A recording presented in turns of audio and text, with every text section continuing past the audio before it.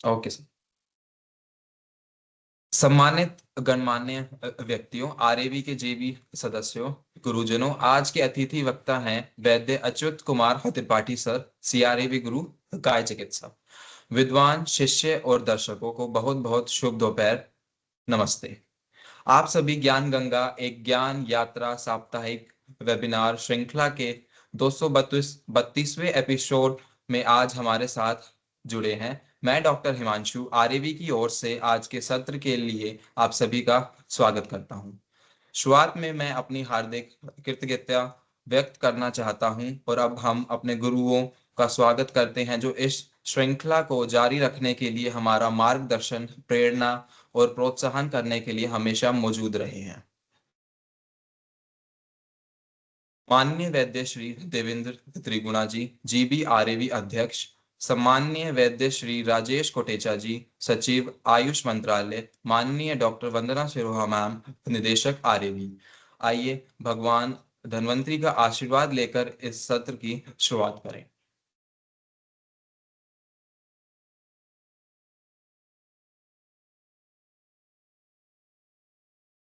ओम धन्वंतरे नमः।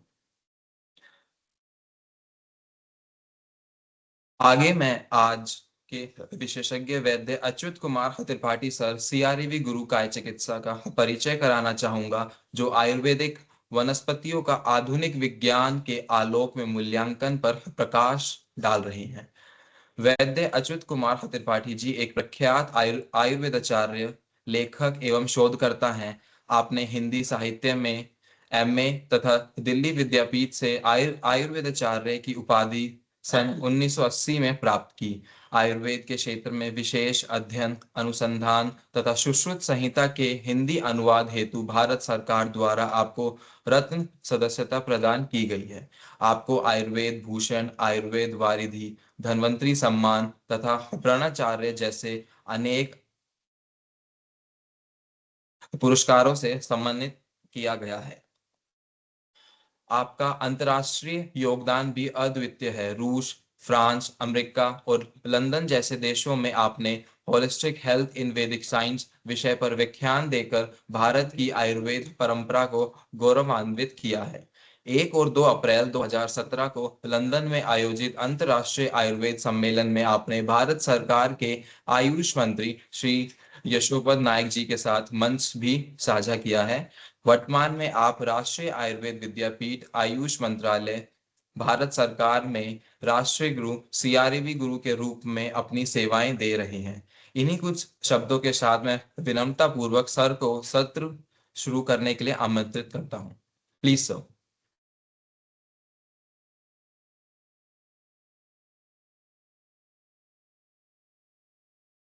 गुरुर्ब्रह्मा गुरुर्विष्णु गुरुर्देवो महेश्वरः, गुरु साक्षात परब्रह्म तस्मै श्री गुरुवे नमः। राष्ट्रीय आयुर्वेद विद्यापीठ की 232 ज्ञान गंगा संगोष्ठी में आप सभी का हार्दिक अभिनंदन। इस ज्ञान गंगा के अविरल प्रवाह को निरंतर गति प्रदान करने की दिशा में राष्ट्रीय आयुर्वेद विद्यापीठ शासी निकाय के अध्यक्ष, हमारे लोकप्रिय यशस्वी अजस्र प्रेरणा पद्मभूषित वैद्य देवेंद्र त्रिगुणा जी, श्री वैद्य कौस्तुभ उपाध्याय जी तथा आयुर्वेद के प्रति समर्पित निष्ठा तथा लगन से कार्य करने वाली मातृशक्ति की अजस्र प्रेरणा स्रोत वैद्य वंदना सिरोहा जी, आयुर्वेद की विभिन्न योजनाओं परियोजनाओं को मूर्त रूप देने में सेतु के रूप में कार्य करने वाले हमारे कुशल प्रशासक श्री रामकृष्ण जी तथा विभिन्न विषयों को इस ज्ञान गंगा के माध्यम से ज्ञानामृत से परितृप्त करने वाले महत्वपूर्ण भूमिका का निर्वाह करने वाले वैद्य हिमांशु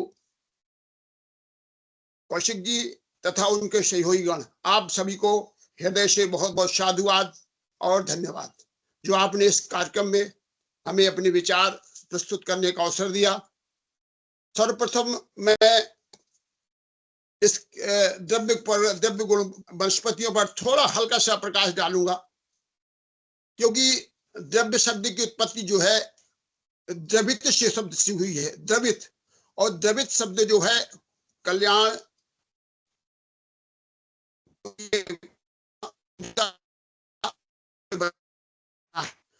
व्यक्ति आपके अच्छी कामों से द्रवित हो जाता है, तो वो द्रवित शब्द जो है उस द्रवित से ही द्रव्य की उत्पत्ति हुई है।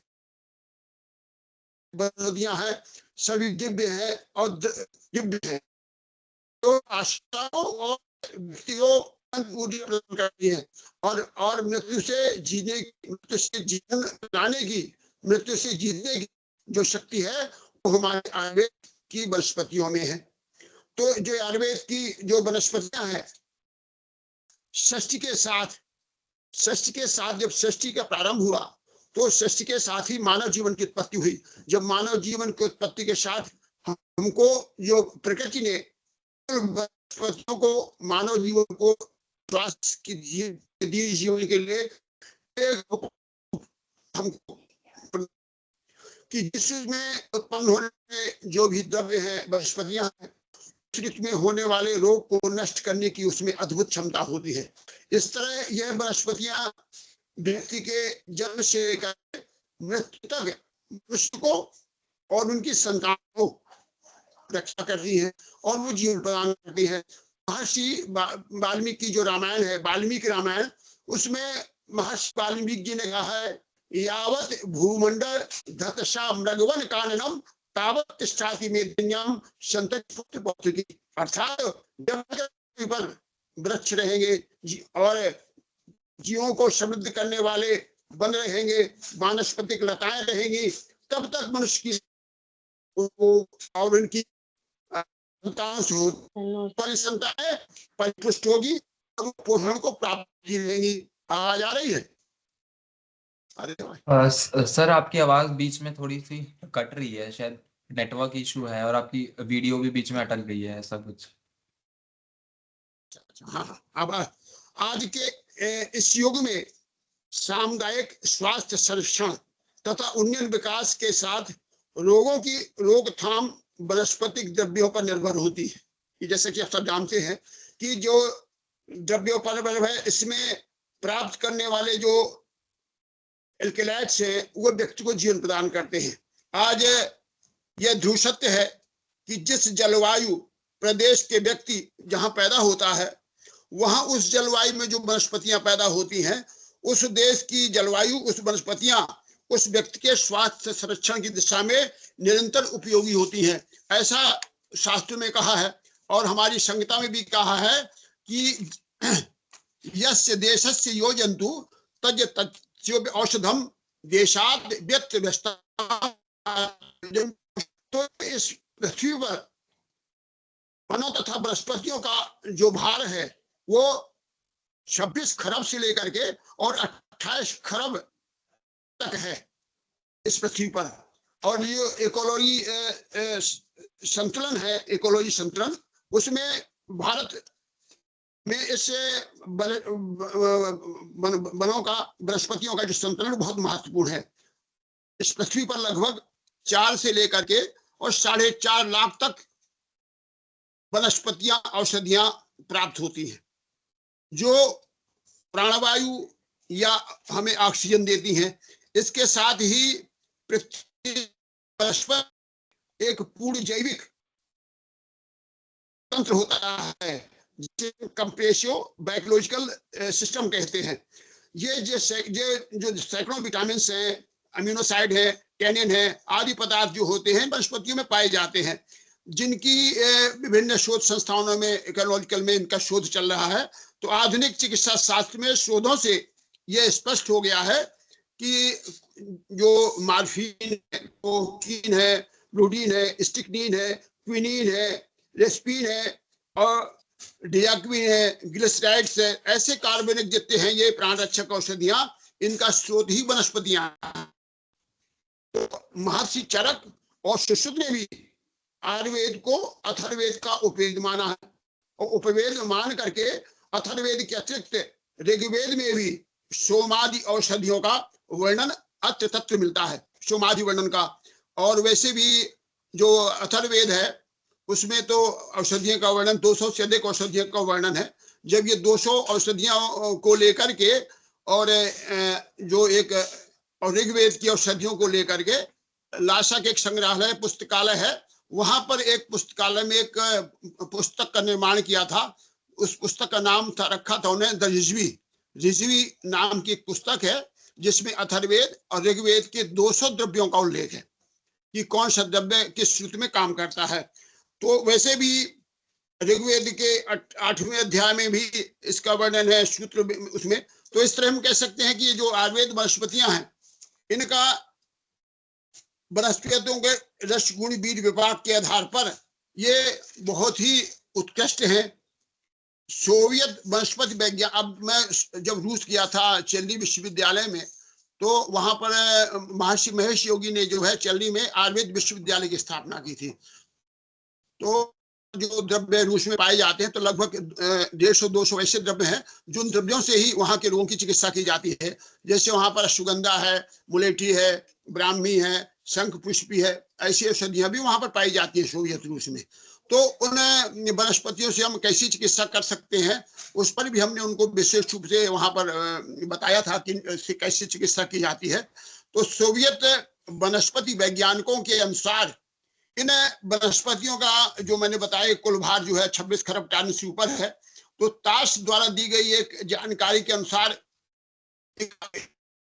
आप समझिए एक में इनकी भूमिका जो है वनस्पतियों की बहुत ही, क्योंकि हिमालय की तलहटी पर, अरुणाचल पर ऐसे ऐसे वृक्ष पाए जाते हैं जिनको आज तक लोग उनका रस को भी नहीं जान पाए। तो इस प्रकार से उस समय भी अरुणाचल में बहुत तेजी से कार्य चल रहा है। तो भूमध्य रेखा के क्षेत्र में जहां प्रति वर्ग किलोमीटर के क्षेत्रफल में 70,000 टन वनस्पतिक पदार्थ होते हैं भूमध्य सागर में, तो वनस्पतियों का जो भार है तो वहां पर दक्षिण ध्रुव के अतिरिक्त अटलांटिक क्षेत्र में इनकी उपलब्धता न्यून है। वही वनस्पतियों का जो भार है वो वहां पर 2 करोड़ टन है। इस तरह इन सभी वनस्पतियों को और वन के वृक्षों का जो है प्राणवायु उत्सर्जन में बहुत महत्वपूर्ण योगदान होता है।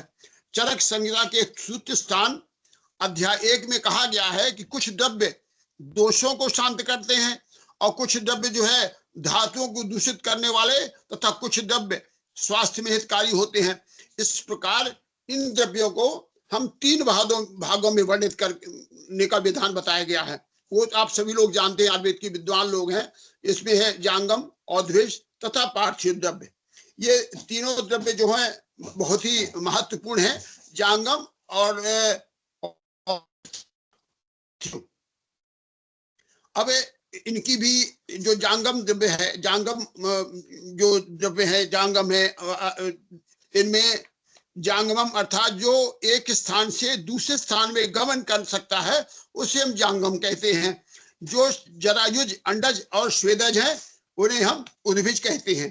तो इस प्रकार से जो वानस्पतिक है वो विरोध और औषधियां हैं। औषधि द्रव्य जो हैं औद्भिज और चतुर्विधिक वनस्पतियों द्वारा इनका की उत्पत्ति का कारण बताया गया है। ये वनस्पतियां कौन सी हैं, ऐसे इस परिप्रेक्ष्य में श्वेत उपनिषद में भी कहा है कि वह औषधेषु वो वनस्पतिषु तस्मै देवाय नमो नमः, औषधेषु शाल्येषु वनस्पतिषु स्वस्थस्य अस्तु। अर्थात वैदिक संहिता के साथ चरक एवं सुश्रुत संहिता में भी इन वनस्पतियों के 4 भेद बताए गए हैं। यथा औद्भिजस्तु चतुर्भुजम वनस्पतिम इस्तथा विरुद्ध वानस्तस्व औषधि फल पावनान प्रतानी विरुद्ध स्मृता, ये चरक कहा है। तो जो वनस्पति है, जो वनस्पति ऐसी वनस्पतियों के केवल फल होते हैं, जैसे बट है, उद्भुज है, अंजीर आदि, ये जो है वनस्पतियां ऐसे वनस्पति केवल फल होते हैं। और वानस्पति, इन वनस्पतियों में फल और पुष्प दोनों होते हैं। जो जैसे आम है, हरितकी है, बेल है। और इसके अलावा जो विरुद्ध हैं, ऐसी वनस्पतियों में लताएं होती हैं, जैसे गुड़ची है, कुष्मांड है, मंजिष्ठा है। और औषधि क्या है? इन वनस्पतियों में चना, गेहूं, मटर जैसी फसलें आती हैं, वो ऐसे फल दे करके जो नष्ट हो जाती हैं, औषधि रूप में आती हैं। तो इस प्रकार से जो आप तो सभी विद्वान है, इसका ज्यादा विशद वर्णन करने से कोई फायदा नहीं है, आप सभी इसके विद्वान है, द्रव्य गुण का विषय है। तो जो वनस्पतियों की उत्पत्ति है वो मुख्यतः जल और अग्नि, इन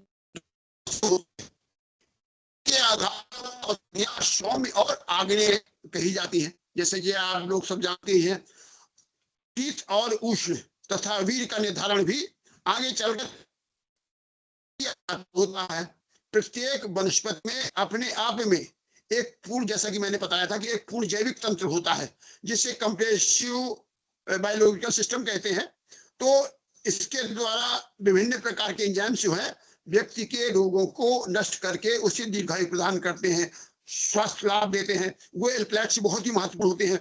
वो दूसरी वनस्पतियों के विभिन्न एल्कलैट्स जब परस्पर मिल जाते हैं तो यदि वो विपरीत गुण वाले हैं तो उसे एक दूसरे गुण को नष्ट करते हैं और स्वास्थ्य में लाभ नहीं मिलता। उदाहरणतः ऐसी वनस्पतियों को खाद्यान्न औषधि में मिलाकर हमको प्रयोग नहीं करना चाहिए। उदाहरण तौर पर जैसे चिराता है, गिलोय है, शंख पुष्पी है, पुनर्नवा जैसी औषधियों को देखा जाए तो इसमें वनस्पतियों में जो इम्प्रेसिव जो इनमें जो है, उदाहरण के तौर पर इनमें कभी भी इनको नमक के साथ प्रयोग नहीं करना चाहिए। यदि इनका प्रयोग लवण रस के साथ प्रयोग करते हैं या हिंग आदि के साथ करते हैं तो इनके गुणों को वो नष्ट कर देता है और कोई लाभ नहीं होता। तो यदि इन्हें हम जैसे हरड़ है, नीम है, आंवला है, इस जैसी वनस्पतियों को मिलाकर दिया जाए तो अधिकांश एल्कलैट निष्क्रिय हो जाएंगे। अगर इनके साथ हम इनको मिला देंगे, मान लीजिए हरड़ को हमने के साथ मिला दिया या के साथ मिला दिया या नीम को इनके साथ मिला दिया तो इनके गुण स्वतः नष्ट हो जाएंगे।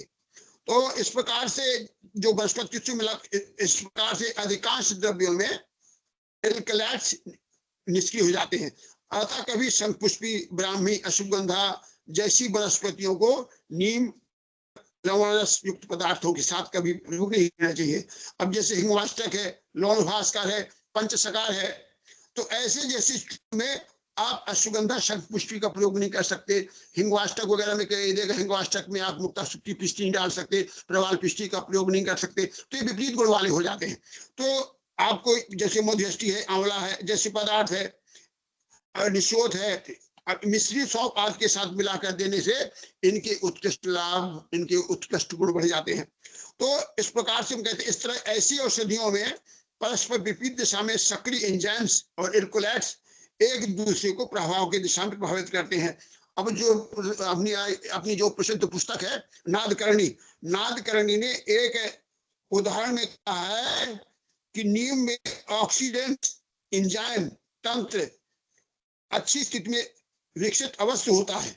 जो नीम एक ऐसा पदार्थ है जो रक्त रोग के विभिन्न कारणों को नष्ट करता है। उसके जीवाणुनाशक जो क्षमता का मूल गुण है वो नीम के अलावा और किसी दूसरे वनस्पति में नहीं है।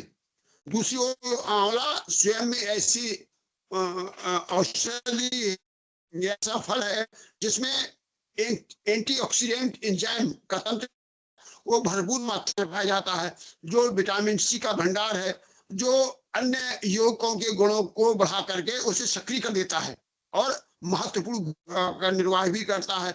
यदि हम इसके चूर्ण को मधुयष्टि के साथ मिलाकर लेते हैं तो मधुयष्टि के सक्रिय संगठन को के रूप को आमाशय, व्रण या पेप्टिक अल्सर में अत्यधिक लाभकारी करता है।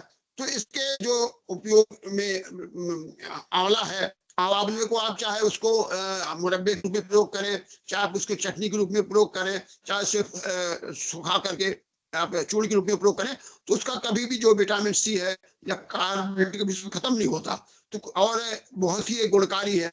अब एक औषधि या एक वनस्पति द्रव्य की महत्ता पर कुछ प्रकाश डालेंगे कि इसके गुणवत्ता पर।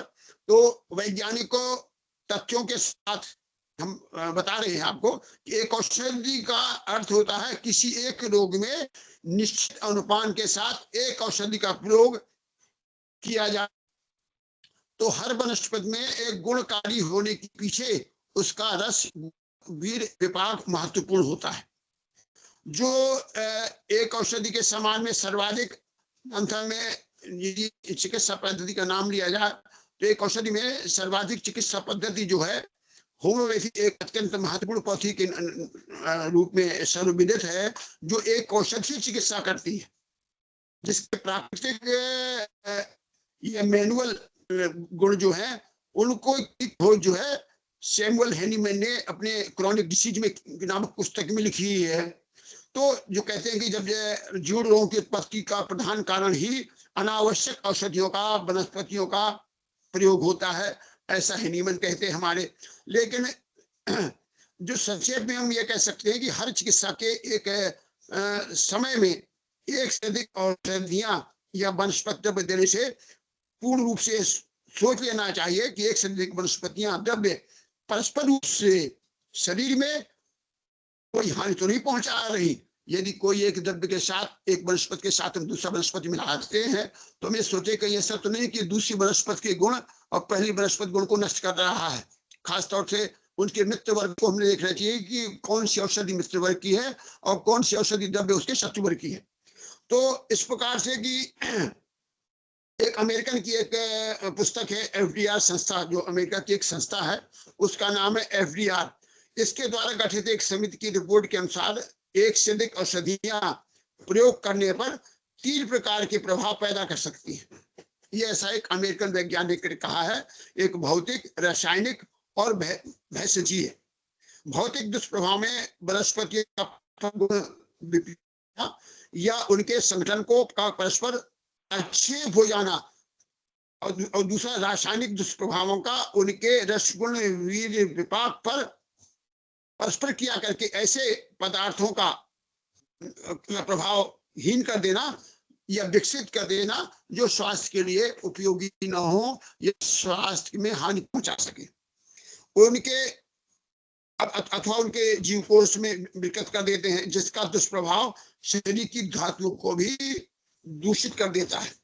इस प्रकार हम कह सकते हैं कि रोगों की उत्पत्ति के शरीर का मेटाबॉलिज्म क्रिया को प्रभावित कर उसकी इम्यूनिटी पावर को भी ऐसी औषधियां विपरीत गुण वाली को कम कर देती हैं। इसके प्रभाव का को और जो इम्यून सिस्टम है, इसकी पावर है, उस पर भी उसका बहुत विपरीत प्रभाव पड़ता है।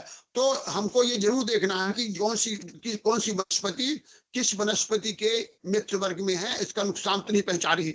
जैसे आप क्षुद्र रोग में, क्षुद्र कुष्ठ में या सोराइसिस में कुछ औषधियां हैं जिनका प्रयोग हम करते हैं, जैसे नीम है, चिरायता है, तुलसी है, गिलोय है। ये सारे औषधियां जो हैं ये मित्र वर्ग के अंदर आती है, तो एक साथ प्रयोग किया जा सकता है। अब जैसे पेप्टिक अल्सर में है, पेप्टिक अल्सर में आंवला है, मुलेठी है, ये दोनों वर्ग हैं, इनके आप एक साथ प्रयोग कर सकते हैं। उसके साथ मधु के साथ या मिश्री के साथ। अब इसमें सबसे अधिक जो महत्वपूर्ण वनस्पति है पेप्टिक अल्सर में, कुछ विशेष औषधियां एक औषधि है वनस्पतियों में जिसको सबसे जो महत्वपूर्ण है मुलेठी या मधुष्ठी। ये मुलेठी कहते हैं, मधुष्ठी या मुलेठी। ये वनस्पति जो है ऊंचाई वाले क्षेत्रों जैसे जम्मू है, कश्मीर है, देहरादून है, सहारनपुर है आदि में ये विपुल मात्रा में पाई जाती है, जो रेशेदार पीली हल्की गंध वाली होती है। इसकी ताजी जड़ में मधुर रस होता है। कभी कभी तो इसको जो है मुलेठी जो है डायबिटीज बढ़ा देती है इसके सेवन करने से। तो इसके सूखने पर यह तिक्त कषाय जैसा स्वाद हो जाता है। ये तीनों दोषों का शमन करती है मुलेठी। इसके गुणों से प्रत्येक व्यक्ति भली भांति परिचित है।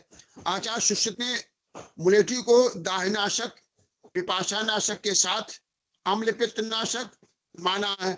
इसे शारीवादी गण में माना गया है। शारीवादी गण में इसकी संख्या दी गई है।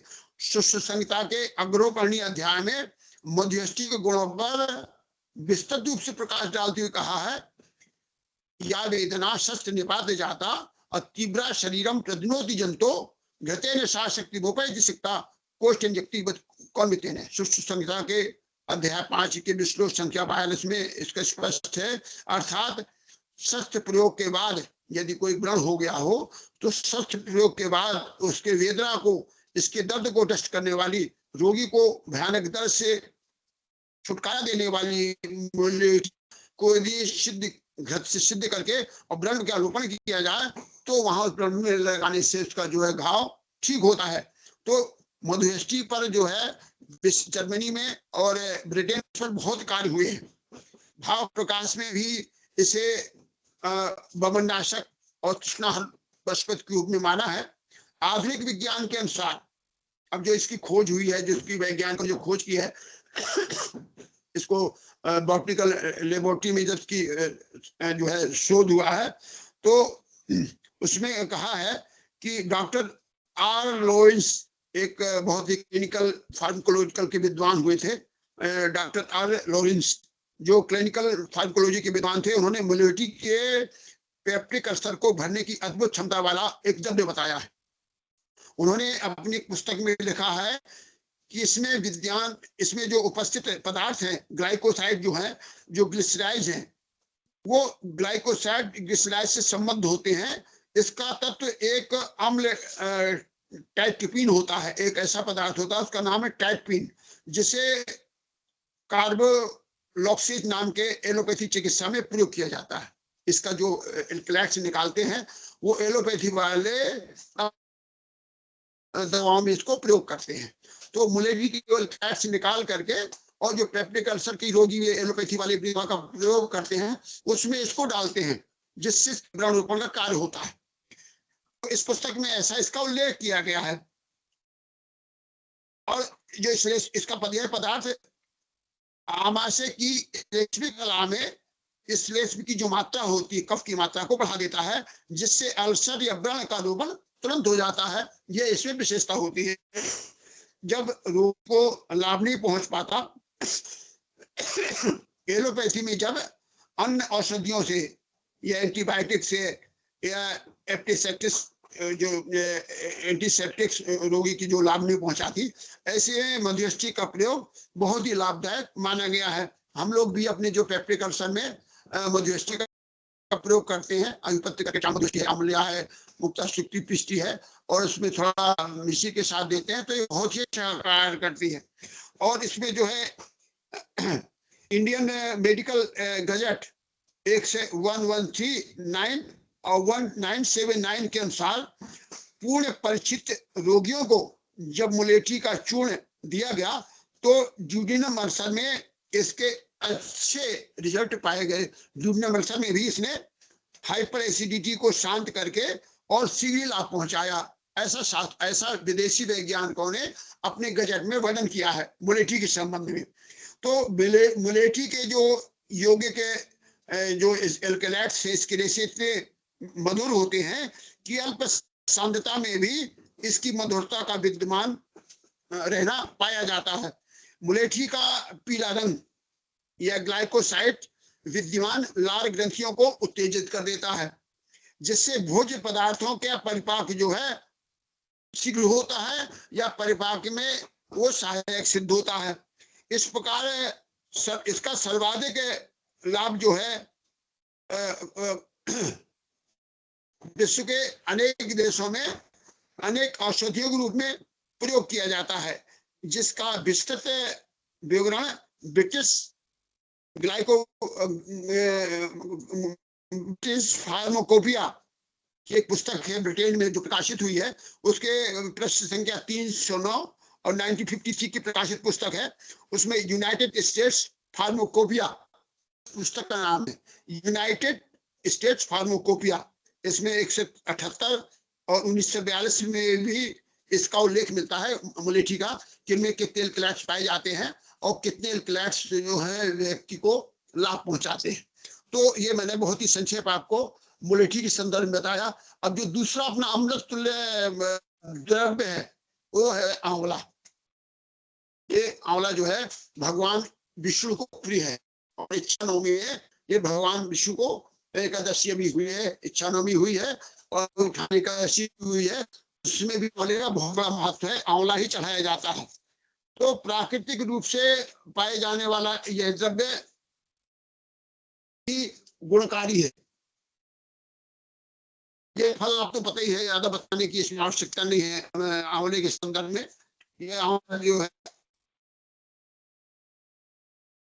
आवाज आ रही है?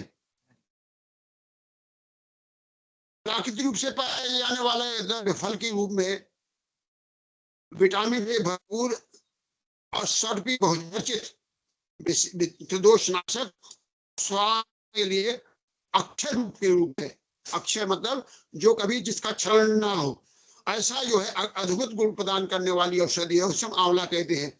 जिसकी विशेषता ये होती है कि इसका विटामिन, जैसा कि मैंने पहले बताया था कि चाहे आप कच्चा ले, मुरब्बा के रूप में, आंवला के रूप में ले, ये सभी प्रकार के रोगों को नाश करता है। इसका हीमोग्लोबिन और आयरन की पूर्ति केले में सहायक सिद्ध होती है। 100 ग्राम आंवले के रस में लगभग विटामिन सी की मात्रा 92% पाई जाती है 100 ग्राम में। और आप एक पुस्तक है वेल्थ ऑफ इंडिया में नाम सुना होगा।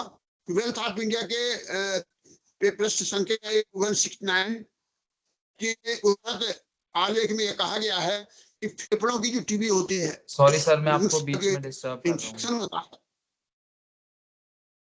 हूँ। सर आपकी ना वॉइस बहुत ज्यादा ब्रेक हो रही है, क्लियर नहीं आ रही है। आवाज नहीं आ रही? हाँ जी, कट रही है बीच में बहुत ज्यादा। नेटवर्क शायद। बीच बीच में है।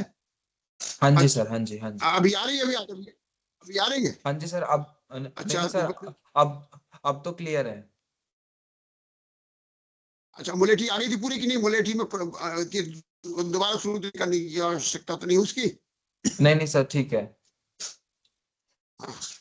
अब मैं एक बहुत ही महत्वपूर्ण द्रव्य या फल पर एक आपको प्रकाश डालूंगा। जैसे कि आपको बताया पहले मैंने, यह आंवला, आंवला जो है प्राकृतिक रूप से पाए जाने वाला यह अद्भुत द्रव्य है, जो बहुत ही शर्करी है, बहुचर्चित है। अभी जो उठाने का दशी में आ रही है आवाज? हेलो हाँ जी सर, आ रही है हेलो, आवाज, आ रही है। आवाज आ रही है? हाँ जी सर, आ रही है सर, आ रही है, अभी क्लियर है। इसका प्रयोग किया गया था। तो यह विशेष रूप से जो है, जैसा कि पहले बताया कि आमाशयपन में, पेप्टिक अल्सर में इसका प्रयोग विशेष रूप से होता है। और 100 ग्राम आंवले में के रस में लगभग 92% जो है विटामिन पाया जाता है। ये 4 लाख वनस्पतियों में एक ही वनस्पति ऐसी है जिसमें सर्वाधिक विटामिन मात्रा पाई जाती है, जो कभी नष्ट नहीं होती। अब एक पुस्तक है वेल्थ ऑफ इंडिया, जिसका आपने नाम सुना हो, बहुत फेमस पुस्तक है। उसके 169 पेज अध्याय 3 में उद्धृत आलेख में यह कहा गया है कि फेफड़ों की जो टीबी है, लंग्स इन्फेक्शन और फेफड़ों की टीबी में रोगियों को कृत्रिम विटामिन सी न दे करके यदि इसे प्राकृतिक रूप में प्रदान कर तो क्षय रोग के फेफड़ों को शीघ्र लाभ प्रदान करता है। इसमें वेल्थ ऑफ इंडिया में यह भी स्पष्ट है कि इस द्रव्य में विटामिन सी के अतिरिक्त भी ऐसे अन्य संगठन होते हैं जो घुलनशील होकर के उसकी अवशोषक प्रक्रिया में सहायक होते हैं और उसको जो है शीघ्र ही ताकत देते हैं लंग्स को। लेकिन ये देखना है आंवले का प्रयोग हम किस रूप से करें। यदि कफ प्रकृति के व्यक्ति है तो कहीं उसको कफ को तो नहीं बढ़ाता, तो उसके साथ अन्य द्रव्यों को भी हम जो द्रव्य है उसके साथ मिलाकर, हम जैसे पिपली के साथ इसको मिला के भी इसका प्रयोग किया जा सकता है। अब भाव प्रकाश में भी इसका में कहा गया है कि यह बहुत ही उत्तम गुणकारी है। आंवला का ही यदि हम प्रयोग करें तो हम अच्छे प्राप्ति को, अच्छे मतलब स्वास्थ्य को प्राप्त कर सकते हैं। अब भाव प्रकाश निगम में कहा हरितिकी समम धात्री फलम किंतु विशेषतः, हरितिकी समम धात्री फलम किंतु विशेषतः रक्त पित्तम प्रमेय शतम रसायनम, अर्थात संस्कृत में इसे धात्री फल, आमल की, अमर फल आदि फल की संज्ञा से इसे भूषित किया गया है। इसके संबंध में सर्वविदित है कि शिव ऋषि ने इसी फल से निर्मित महौषध च्यवनप्राश का निर्माण करके एक युवावस्था को प्राप्त किया था।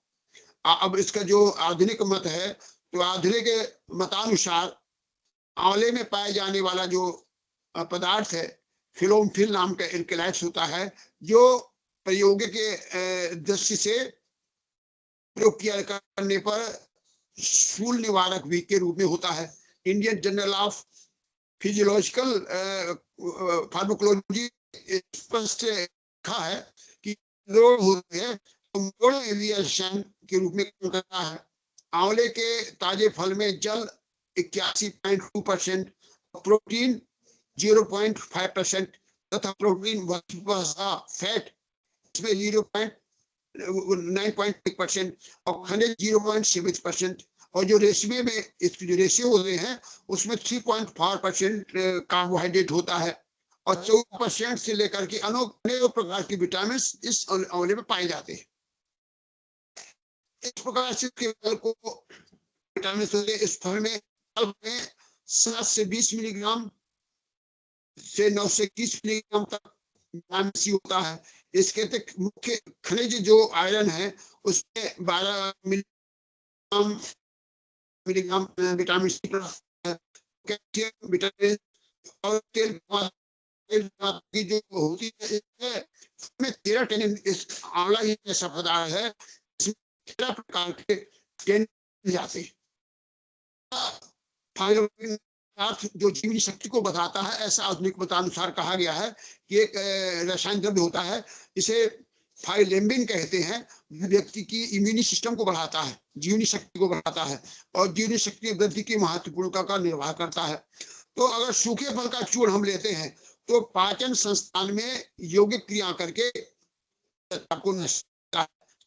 घोल कर लें कि उसके साथ थोड़ा ग्लूकोज मिला दें अम्ल के साथ, तो अम्लता करता है, तो जो है एसिड को भी कंट्रोल करता है।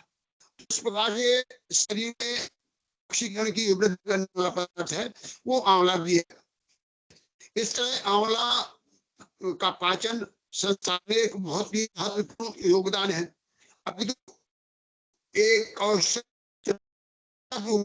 में इसके विकार को शिराशूल है, गलावरोध है, नेत्र रोग है, दुर्बल है, मस्तिष्क दुर्बल है, हृदय रोग में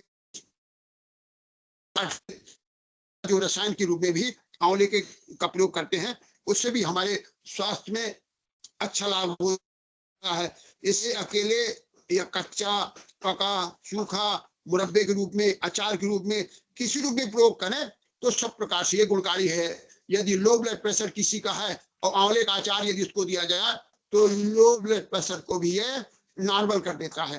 के अद्भुत गुण जो है आंवले में है। यदि आपके घर में कोई औषधि नहीं है और व्यक्ति का ब्लड प्रेशर लो है तो एक आंवले का अचार आप उसको खिला दीजिए तो उसका लो ब्लड प्रेशर तत्काल ही उसका नॉर्मल हो जाएगा। अब एक और महत्वपूर्ण है, कुछ ही द्रव्य पर वर्णन करेंगे क्योंकि तो बहुत सारे जो उपयोगी है अपने दैनिक चिकित्सा में। और जो तीसरा सबसे महत्वपूर्ण है द्रव्य है वो हरड़ है, हरड़ या हरित की। चिकित्सा शास्त्र था मानव जीवन में हरित की ही एक ऐसा द्रव्य है जिसे राजवल्लभ निघंटु में एक इस द्रव्य को की संख्या जो है, राजवल्लभ निघंटु है, बहुत बड़े वैद्य थे और कवि भी विद्वान भी थे। उन्होंने एक पुस्तक लिखी है राजवल्लभ निघंटु, शायद आप लोगों को पता भी हो। तो उसमें एक श्लोक दिया हुआ है, उसमें राजवल्लभ निघंटु में कहा है यस्य माता गृहे नास्ति, यस्य माता गृहे नास्ति तस्य माता हरित की, कदाचित कुपिते माता और नोदरस्था हरित की। आवाज आ रही है? अर्थात यस्य माता गृहे नास्ति, जिसके घर में मां नहीं है। अब जिसके घर में मान लीजिए माता जी नहीं है, माता नहीं है, किंतु उसके घर में हरड़ है, तस्य माता हरित की। तो हरड़ जो है माँ की तरह उसके शरीर का पोषण करेगी, उसके शरीर की स्वास्थ्य रक्षा करेगी जैसे माँ करती है। और कदाचित कुपित माता, यदि माँ कभी कुपित भी हो जाती है बालक से तो नाराज हो जाती है, किंतु जो हरित की है नोद रस्ता हरित की, परंतु हरित की हरड़ जो है कभी उस अपने परिवार के उस सदस्य से कभी कुपित नहीं होगी, अर्थात अपने गुणों को कभी खोएगी नहीं है, जो कभी कुपित नहीं होती। परंतु उधर स्थित हरित की का अर्थात सेवन का की हुई हरित की कभी निष्फल नहीं जाती, इसका हमेशा गुणकारी ही होती है। वही मदन पाल निघंटु में मदन पाल जी ने भी एक श्लोक कहा है, हरस्य भवते जाता हरिते चा स्वभावता। हरते सब रोगांच और तस्मात् प्रोक्ता हरित की, अर्थात जो हरि के आवास में उत्पन्न होने वाली, स्वभाव से हरिवर्णन की है, हरिवर्ण की होने वाली है, ऐसे सब रोगों को नाश करने वाली, समर्थ होने वाली ये हरित की ही एकमात्र औषधि है। ये हरित की एकमात्र द्रव्य है जिसे हम हरण कहते हैं। अब देखिए चरक संहिता के अनुसार, चरक संहिता ने भी इसे त्रिदोष हर माना है, हरित की को त्रिदोष माना है तथा अनुलोमक कहा गया है। यह संग्रणी, मूल, अतिसार, अर्श तथा गुल्म के लिए नाश करने वाली अत्यंत उत्तम औषधि है, और जिसे हम हर ऋतु में अनेक द्रव्यों के साथ तथा अकेले प्रयोग कर सकते हैं। अब देखिए अगर आपको जो है किडनी की बीमारी है, वृक्क रोग से ग्रसित हैं और वृक्क रोग के कारण आपको जो है विबंध है, तो आप जो है गोमूत्र में हरड़ को भिगो दीजिए। अब भिगोने के बाद, सुखाने के बाद उसका चूर्ण बना कर दें तो किडनी के रोगों को नाश करती है, शोथहर है। और यदि आप अर्श रोग में देना चाहते हैं तो उसमें छाछ में इसको भिगो दीजिए और सुखा कर फिर पाउडर बनाइए, नमक के साथ दीजिए, तो छाछ रोग में भी गुणकारी होती है। और यदि सामान्य जल में आप इसको भिगो देते हैं तो सामान्य जल में भिगो करके आप इसको सामान्यतः प्रयोग कर सकते हैं। यदि वो पित्त प्रकृति का, पित्त प्रकृति, तो कैसे भी आप किस प्रकृति का हो, इसका सेवन आप हरण को मुरब्बे के रूप में भी कर सकते हैं। इस पर की पंच अनुष्ठान लवणों के सिवाय दोष गुलामन मेहतिचा पाचनीम अष्टाम पस्तिकीम धन्याम स्थापनीम पराम सब रोग प्रशमनीम चा बुद्धि इंद्रिय बलप्रदाम कुष्ठम एवं उदावतम शोथम पश्चिमारम अदम अर्श ही वाणम विस्मृतम, जैसा शास्त्र में चरक में इसको कहा गया है। इस तरह वनस्पति जगत में हरड़ ही एक ऐसा द्रव्य है जिसमें लवण रस नहीं होता। बाकी जितने द्रव्य हैं सभी में लवण पाया जाता है, किंतु हरड़ ऐसा द्रव्य है जिसमें लवण रस नहीं होता, और सभी रस होते हैं। रस मधुर है, मटु है, तिक्त है, कष्टा है, सभी विद्यमान होते हैं, किंतु इसमें लवण रस नहीं होता। यह उष्ण वीर्य है तथा सभी प्रकार के रोगों को मुक्त करने वाली और कल्याणकारक औषधि के रूप में है। दोषों का अनुलोमन करती है, लघु दीपन और पाचन करने वाली है। इसके निरंतर से आयु आदमी सुखपूर्वक हो सकता है, क्योंकि नहीं होगा सदा पथ्य पूर्वक, क्योंकि जो है ये जो है निबंध को दूर करने वाले सर्वे सामेव रोगाणाम निदानम कुपिता, सभी रोगों की जड़ जो है कुपित है, और कुपित को शांत करने वाली औषधि हरित की होती है। इस प्रकार से ये पुष्टिकारक है और सुख साध्य है। इस द्रव्य को धन्य भी कहते हैं। एक स्वास्थ्य के लिए आभार है, इसलिए से धन्य नाम की कक्ष की भी संज्ञा इसको दी गई है। हरित की उत्तम व्यवस्थापक है, अनुपान भेद से सभी रोगों को शांत करती है, इंद्रियों को बल देती है। यह कुष्ठ, गुल्म, उदावत, शोथ, यक्षमा, पांडु रोग, मदात्य, अर्श, गृहिणी, जीर्ण विषय, विषमज्वर और मुख नाशक भेद के अनुसार इसका प्रयोग किया जाता है। तो हरण जो है अब इसका जो है वैज्ञानिक निष्कर्ष में आइए कि इसका जो है आधुनिक मत क्या कहता है हरण के संदर्भ में। हरण में पाए जाने वाले जो विभिन्न ग्राह्य पदार्थ जो प्रोटीन समुदाय को परस्पर संबद्ध कर देते हैं, उसमें आर घोष एक मटेरियल मेडका के बहुत बड़े लेखक हैं, उनका नाम है डॉक्टर आर घोष। पुस्तक मटेरियल लिखा है कि टैनिक एसिड झिल्लियों पर श्लेष्मा और एल्यूमिन को रेगुलेट करके उसमें एक परत बना देता है, जिससे उसका अमल की जो तीक्ष्णता है उसको समाप्त कर देती है। ये अम्ल आंतों को संकुचित करता है तथा रक्तस्राव को कम कर देता है। अतिसार में यह रक्तस्राव ही अधिक मात्रा में निकलता है व्यक्ति को कमजोर कर देता है। लेकिन जो टेनिक नाम का अम्ल से पाया जाता है, जो चिस नामक जीवाणु के साथ अन्य जीवाणु भी प्रेजेंट होते हैं, इन जीवाणुओं का प्रभाव जो है बाह्य विष्णु को ही नष्ट कर उसकी दुर्गंध को समाप्त कर, जिससे सड़न पैदा नहीं होती। जो अल्सर में आता है उसमें जो सड़न है वो ये इसका जो टेनिन एल्कलाइड है उसको कम कर देता है, ऐसा उन्होंने अपनी पुस्तक में लिखा है। और अल्सरेटिव कोलाइटिस जैसे असाध्य रोग में भी धीरे धीरे ये उसको शांत करने का स्वभाव उसमें देखा गया है। के रूप में दिया जाए या इसको इसका रस के रूप में दिया जाए हरिहरण को। और इसको जी इसकी जो क्रीम है कि इसका सूल जो है निवारण में भी को लेटिन नाम का एक जो दर्द होता है अपने संग्रहणी में या अतिसार में, तो इसमें स्पास्मोलिटिक नाम का एक द्रव्य होता है जो हरण में पाया जाता है। तो हरण का जो मुख्य रेचक पदार्थ है जो इंजाक्लिनोन, इसका नाम है इन्याक्लिनोन। इन्याक्लोडिन नाम का एक एल्कलैक्स होता है जो अपना प्रभाव बड़ी मात्रा पर दिखाता है, जिससे इसके सेवन के 6 घंटे बाद या उसके अंदर इसका प्रभाव प्रारंभ हो जाता है। पुराने कब्ज वाले जीर्ण रोगियों को ये बिना कोई हानि पहुंचाए तुरंत लाभ करता है। ये ऐसा अद्भुत गुण हरण में पाया जाता है। हरण वैसे वात, पित्त, कफ तीनों दोषों को शमन करती है, पर मूलतः इसे वात शामक और कब्ज हर के रूप में ही इसको जाना जाता है। इसी कारण इसका प्रभाव समग्र संस्थान पर पड़ता है। दुर्बल नाड़ियों को यह समर्थ तथा इंद्रियों को सशक्त बनाती है। शोथ निवारक में भी इसकी भूमिका महत्वपूर्ण होती है। नादकर्णी एक बहुत बड़ी लेखक है जिनकी पुस्तक है नादकर्णी की। तो नादकर्णी के अनुसार भी हरण एक निरापद सौम्य विरेचक औषधि के रूप में इसका वर्णन किया गया है। कहते हैं साथी है, ग्राह्य भी है। और डॉक्टर घोष ने अपनी पुस्तक ड्रग्स ऑफ हिंदुस्तान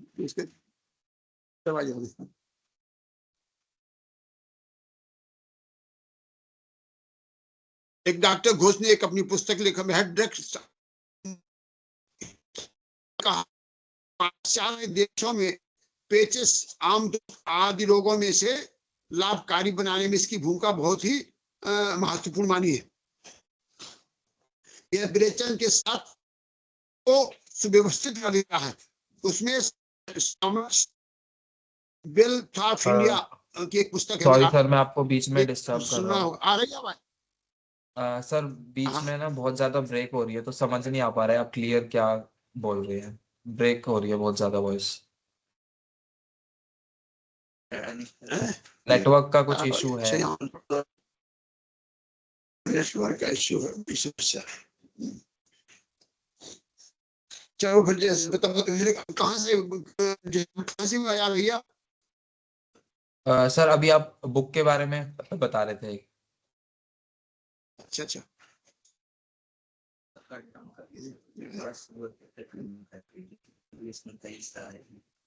अब देखिए जो ग्लूकोज है, सर्बिटोल है, फ्रक्टोज है, सुक्रोज है, माल्टोज, ये जो पदार्थ होते हैं ये सब हरण में प्रमुख रूप से कार्बोहाइड्रेट के रूप में पाए जाते हैं।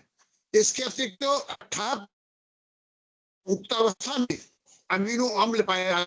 हर प्रकार के मुक्तावस्था में अम्ल पाया जाता है जो फास्फोरिक तथा सर्सिनिक अम्ल में होता है। फल जैसे पकता हुआ फल चढ़ा जाता है उसका एसिड आता है क्यों, और अम्लता बढ़ जाती है, किंतु उसमें ये गुण नहीं पाया जाता।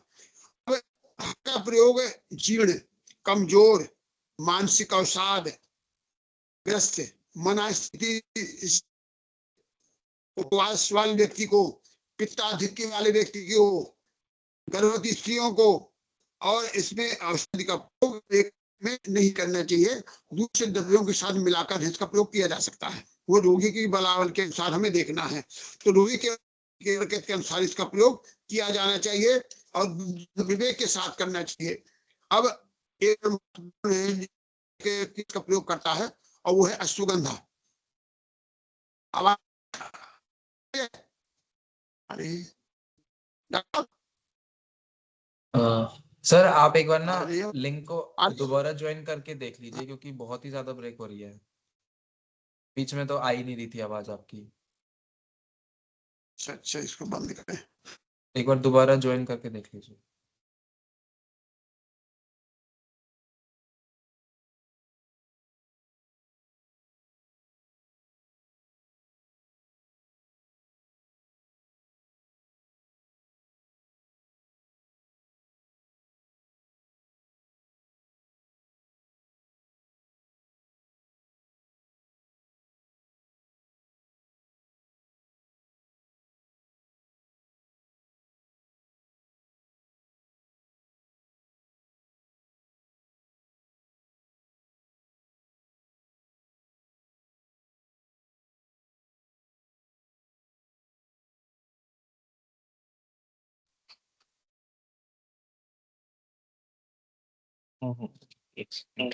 हाँ, मैं उसे लैपटॉप अभी डॉक्टर साहब की हैं? हेलो, हाँ जी सर। हाँ जी सर। आप कार्ड भेज दीजिए, आप कार्ड दीजिए और आप एक बार हाँ, हेलो, आ रही है? हाँ जी सर, अब आवाज आ रही है। अब एक मैं बहुत ही लंबा विषय है, अभी केवल अश्वगंधा ही लूंगा मैं, केवल अश्वगंधा। अब जो है, जो अश्वगंधा पर जो अभी विशेष रूप से कार्य चल रहा है विदेशों में, और इसको जो है सार्वभौमिक रूप में इसको WHO ने भी इसको स्वीकार किया अश्वगंधा को, कि अश्वगंधा के गुण जो है व्यक्ति की जीवनी शक्ति में बहुत ही उपयोगी है, स्मरण शक्ति में और वातवाही नाड़ी तंत्र में। तो अश्वगंधा, इसकी जो जड़ है ये अश्व जैसी होती है, जैसे अश्व की गंध होती है ना, ऐसी इसकी जो जड़ में जो अश्व जैसी गंध पाई जाती है, इस नाम से इसलिए अश्वगंधा कहा गया। तो जो वाजिब गंध कहा जाता, इसलिए इसके सेवन करने से अश्व जैसी शक्ति, अब जब इसको सेवन करने थे तो अश्व जैसी शक्ति होगी और उत्साह तथा ऊर्जा की प्राप्ति होती है। ये सारे भारत में महाराष्ट्र, मध्य प्रदेश, गुजरात, पंजाब, हिमालय की 5000 फीट की ऊंचाइयों तक ये पाई जाती है। वनस्पति की मंदसौर की जो मनसा तहसील है, वहां इसकी जड़ें व्यापक पैमाने पर इसकी प्राप्ति होती है। राजस्थान में नागौर जिला में जो सुगंध पाई जाती है उसे हम नागौरी सुगंध कहते हैं। तो इस प्रकार से ये जो नागौर जिले में पाई जाने वाली जो सुगंध है वो नागौरी कहलाती है। तो जो अभी भी प्रसिद्ध है, इसका छुप झाड़ीदार 1 से 5 फीट तक का बहुत पौधा होता है। इस पर ज्यादा वर्णन मैं नहीं कर रहा, सभी आयुर्वेद की विद्वान है, परंतु इसका जो है जड़ के रूप में इसको हम मूलतः, इसकी जड़ 4 से 8 इंच लंबी होती है, सफेद मटमैली शंकु के आकार की, ऋतु में इसको निकाल करके और सुखाल करके चूर्ण के रूप में प्रयोग किया जाता है। इसके गुणों की जितनी प्रशंसा की जाए उतनी ही कम है। आचार्य चरक ने अश्वगंध की उत्कृष्ट बल औषधि माना है। सभी प्रकार के जीर्ण रोगियों में इसको क्षय, शोथ आदि नाशक माना है। और आचार्य सुश्रुत ने इसको दुर्बल नाशक तथा कृष्णा से उपयोगी माना है। चक्रदत्त ने कहा है, पाद कलकई अश्वगंधा क्षीरे दक्ष गुणा पचेत अघृतम पेयम कुमाराणाम पुष्टिम दक्षता वर्धनम।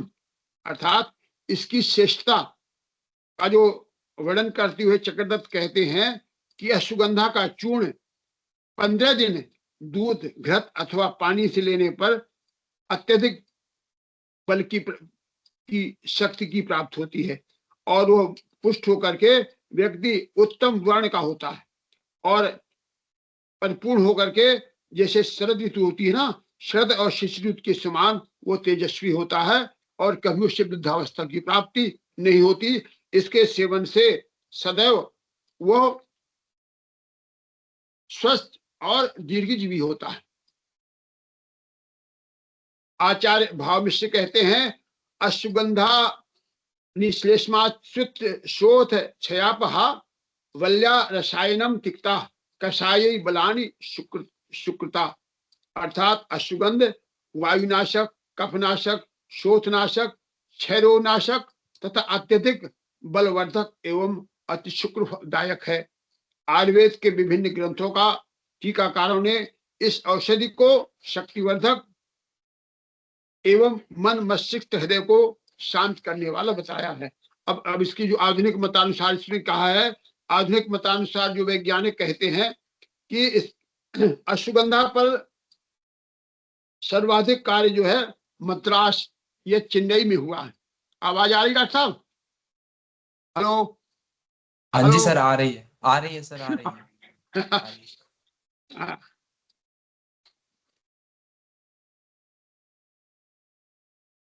अब ये अश्वगंधा का जो आधुनिक मतानुसार इसका जो वर्णन है, तो उसमें अश्वगंधा पर जो सर्वाधिक कार्य मद्रास से चेन्नई में डॉक्टर कुस्पुराजन ने अपने शोध लेख में, डॉक्टर कुस्पुराजन नाम के वैज्ञानिक हैं, उन्होंने अपने शोध लेख में general of research in Ayurvedic and सिद्धा, ये पुस्तक है और इनका जो रिसर्च पेपर है ये जून 1980 में 50 से 59 वर्ष के 101 मनुष्यों पर उन्हें इसका प्रयोग किया है। तो उन्होंने कहा कि वृद्धोपाय औषधि का चूर्ण रूप में प्रयोग करने से इसके प्रयोग से हीमोग्लोबिन लाला रस रक्तकण की वृद्धि निरंतर पाई जाती है।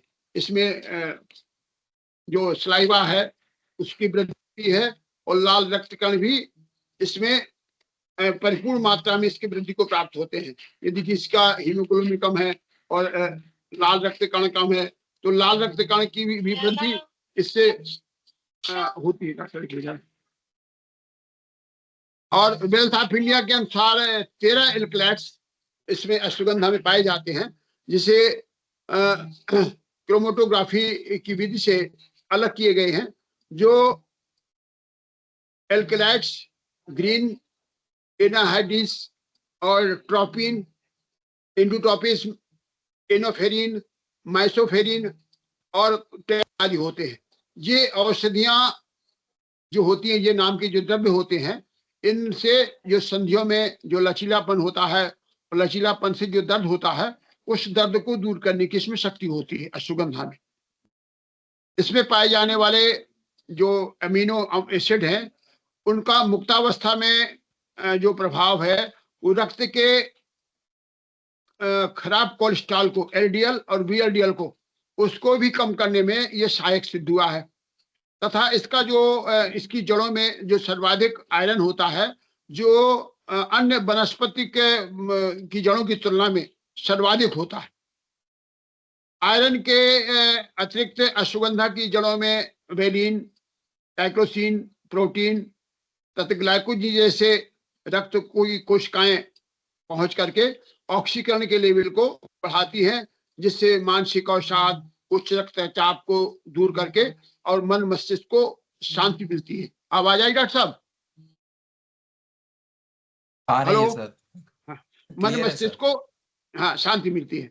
तो मूल रूप से यह औषधि रसायन के रूप में बलवर्धक है, दीर्घायु को प्रदान करने वाली है तथा ओजवर्धक है, बाजीकरण में वृद्धि करती है और पुरुषत्व प्रदान करती है। अभी कोरोना काल में भी इस पर अश्वगंधा पर बहुत व्यापक रूप से कार्य हुआ था, जिसकी विभिन्न शोध पत्रों ने इसे WHO ने प्रकाशित किया था और इसे मान्यता दी थी अश्वगंधा को। अश्वगंधा ही एक औषधि है जो व्यक्ति की जीवनी शक्ति को बढ़ाती है और रक्त में मिले हुए मधुमेह को भी खत्म करती है, मधुरस के। तो अब इसके अलावा तो बहुत ऐसे फल हैं, जैसे ब्राह्मी है, शंखपुष्पी है, बहुत सारे ऐसे पदार्थ हैं जिनका प्रयोग हम कर सकते हैं, किंतु अभी समय भाव के कारण हम उसमें ज्यादा प्रकाश नहीं डाल पाएंगे। तो जैसे ब्राह्मी है, यह मुख्यतः जलाशय भूमि में पाई जाने वाली वनस्पति है। विशेषता यह हिमालय की तराई में पाई जाती है। इसके किनारे जो है नालों में पाई जाती है, गंगा के किनारे कछारों में पाई जाती है। इसके यह ब्राह्मी बुद्धिवर्धक होने का सरस्वती के पर्यायवाची ब्रह्माणी शब्द से भी इसकी निरुक्ति की गई है, अर्थात ब्रह्माणी नाम से ब्राह्मी बनी है। जो ब्रह्माणी जो है सरस्वती जो है ब्रह्मी की अपनी ब्राह्मी की उपाय की मालिक है, वो सरस्वती है। तो सरस्वती से इसकी ब्राह्मी शब्द माना जा है। इसके आकार में शुद्ध ब्राह्मी हरिद्वार में पाई जाती है। चरक के अनुसार ब्राह्मी मानस रोगों की एक अचूक औषधि है। इसी प्रकार से आपके पुष्प में गुड़हल है, गेंदा है, गुलाब है, ये ऐसे पदार्थ हैं जो व्यक्ति के जीवनी शक्ति को उसको बढ़ाते हैं। अब इसमें तो बहुत ज्यादा लंबा प्रवाद सुधारना संभव नहीं है, तो अभी डॉक्टर साहब भी कितना बोला जा सकता है अभी? Hello sir hello. अभी तो टाइम है आपके पास, आराम से अच्छा अच्छा आधा घंटा है अच्छा। सर। अच्छा अच्छा, चलिए फिर ठीक है। तो फिर तो अब जैसे अब ये इसको पैसा देना डॉक्टर साहब।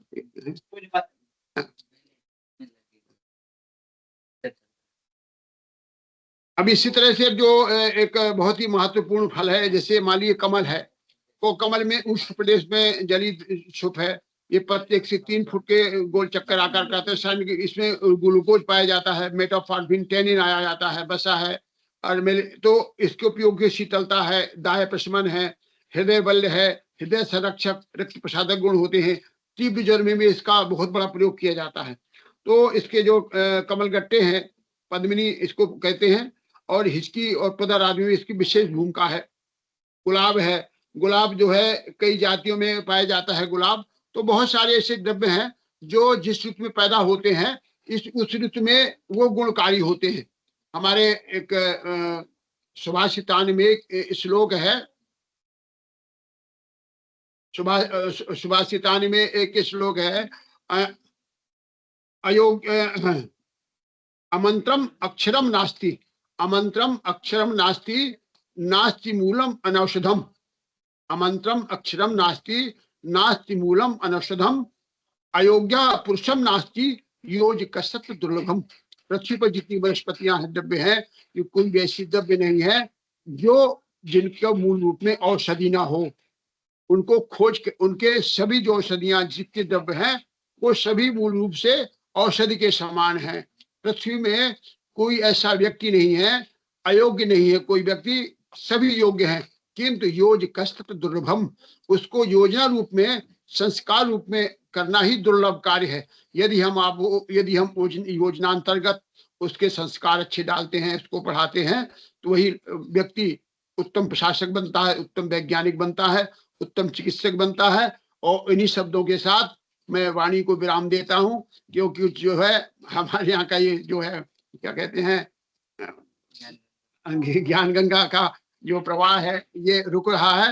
ये कुछ इसमें कठिनाई आ रही है, क्या कहते हैं, नेटवर्क में कठिनाई आ रही है, और नेटवर्क बार बार कट रहा है। इसलिए मैं आपकी सेवा करने में असमर्थ रहा, और मैं आशा करता हूँ कि आप मुझे क्षमा करेंगे। अब आप सभी की योग्यता के सामने हमारी एक शब्द में एक बूंद के बराबर है, और आप सभी के आशीर्वाद के साथ पुनः मैं आप सबसे वाणी को विराम देता हूँ। धन्यवाद। चलो ठीक है, आप बंद कर दिया। सर बहुत बहुत धन्यवाद। अब मैं आप लोगों से रिक्वेस्ट करूंगा कि अगर आपके किसी के डाउट हैं तो आप सर से डाउट पूछ सकते हैं।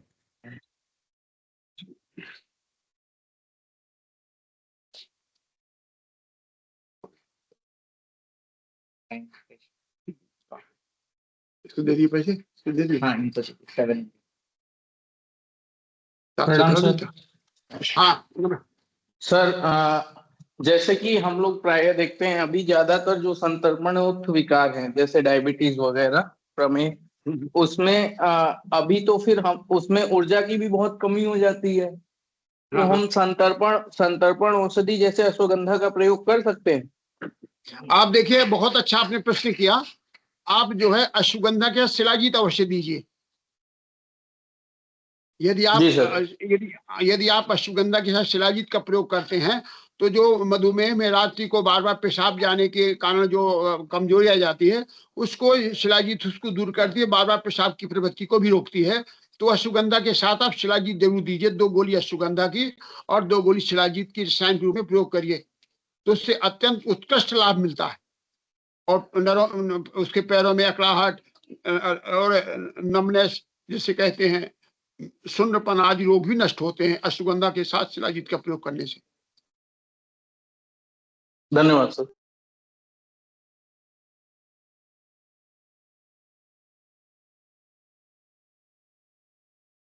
25 तो भेजे हैं खाली सर।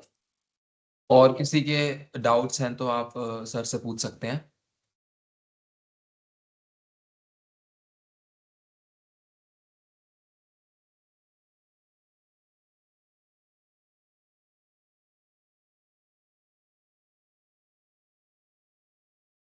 किसके क्या था?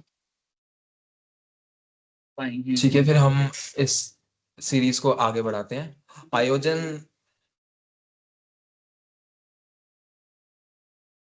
आयोजन समिति की ओर से मैं वैद्य अच्युत कुमार त्रिपाठी सर को अपने विचार साझा करने के लिए बहुत बहुत धन्यवाद करता हूँ। सर बहुत बहुत धन्यवाद आपका, आपने हमें टाइम दिया। मैं हमारे गुरु देवेंद्र त्रिगुणा जी, अध्यक्ष GBRAV को उनके निरंतर समर्थन, मार्गदर्शन और आशीर्वाद के लिए धन्यवाद करता हूं। मैं हमारी निदेशक डॉक्टर वंदना सिरोहा मैम को धन्यवाद देता हूं, जो RAV में सभी कार्यक्रमों के लिए मार्गदर्शक हैं। मैं आयुष मंत्रालय के सचिव राजेश कोटेचा जी को हमारे सभी प्रयासों में उनकी भागीदारी और प्रोत्साहन के लिए भी धन्यवाद देता हूं। और अंत में मैं धन्यवाद करता हूं आप सभी का, सभी हमारे CRAV गुरुज का और सभी पार्टिसिपेंट्स का। आप लोगों के कारण ही ये वेबिनार सीरीज हर बार सक्सेसफुल होती है। सभी का धन्यवाद।